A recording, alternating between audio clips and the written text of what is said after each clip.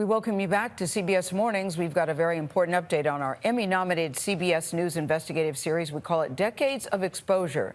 Nearly 1 million people, mostly Marines and their families, may have been exposed to toxic water at the largest Marine Corps base on the East Coast. President Biden signed the Camp Lejeune Justice Act a year ago this week to create a path to compensation for possible victims.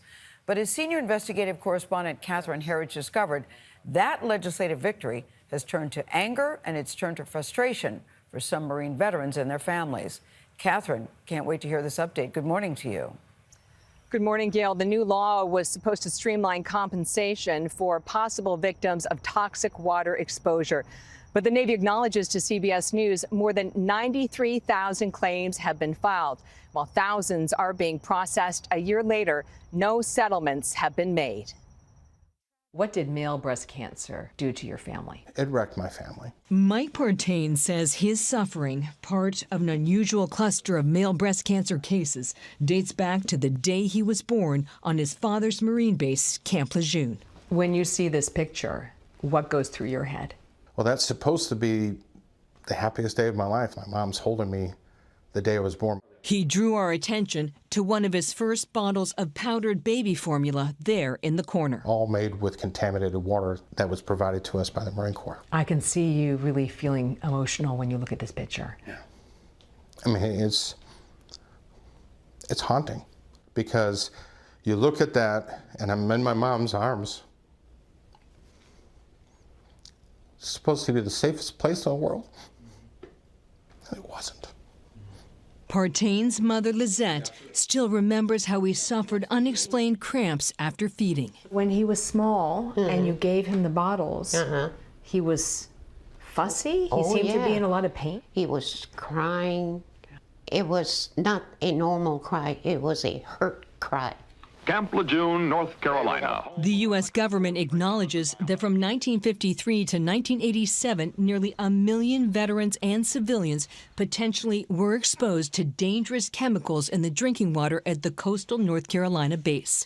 In some cases, levels were 400 times what safety standards allow.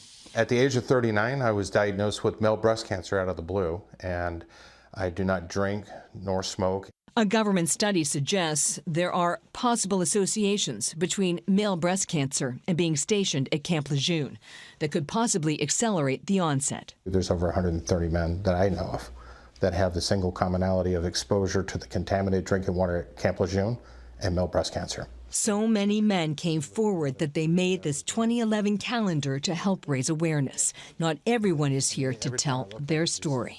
Peters passed away in 2014. Chet's passed away. Mosier's passed away. With no settlement from the Navy for its Marine Corps veterans, Partain and about 1,100 other potential victims sued the U.S. government. Justice Department lawyers responded in some cases, like Partain's, with a series of potential defenses, including one that angered him. I'm just looking at the Justice Department filing, and it says, to the extent that the evidence shows you, Mike Partain, voluntarily assumed the risks. I mean, that's ridiculous. It's angering to me.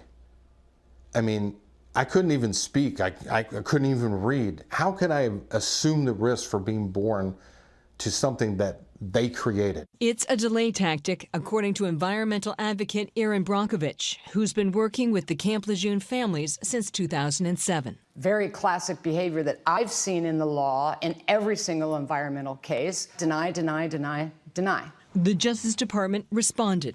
Alongside our partners at the Department of Navy, we are working to develop a framework that will allow for early resolution of Camp Lejeune Justice Act claims. The Navy also said it's working to develop an early resolution framework that will provide a voluntary expedited option for those interested. Critics say it's a money grab. Is it a money grab? No. I mean, how could it be a money grab? I would never want any amount of money to go through what I've went through. 55 years since his Marine Corps father took the photo, Mike Partain and his mother Lizette remain haunted. Now that you know the water was toxic, when you look at that picture, what do you feel? Mad, upset. Do you feel any guilt? Yep. The whole time she was pregnant with me, she was poisoning me. And even though it wasn't her fault, I could see that guilt in her face, and that hurt. Federal judges in North Carolina have recently selected a panel of lawyers to represent the plaintiffs in what is shaping up to be one of the largest mass litigations in U.S. history. Tony. Oh, Catherine, thank you very much. A powerful, powerful report. Thank you for staying on it. It gives a child.